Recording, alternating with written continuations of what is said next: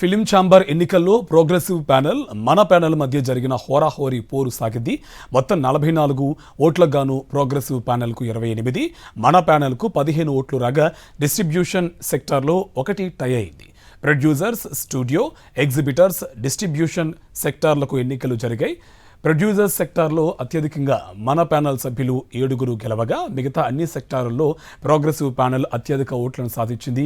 ఇక ఛాంబర్ అధ్యక్ష, ఉపాధ్యక్ష, సెక్రటరీ పదవులన్నీ అత్యధిక ఓట్లు గెలుచుకున్న ప్రోగ్రెసివ్ ప్యానెల్ పరిధిలోనే ఉండనున్నాయి. ప్రేక్షకులకి, తెలుగు ప్రేక్షకులకి మా ఫిలిం ఛాంబర్ ఎన్నికల్లో ఈరోజు మన ప్యానెల్ ఘన విజయం సాధించిందండి. 12 ఈసీ మెంబర్స్కి గాను 7 సీట్లు గెలిచామండి. అట్లాగే సెక్టార్లో 20 ఉన్నాయి, దాంట్లో 12 గెలిచామండి. సో ఘన విజయం సాధించింది మన ప్యానెల్.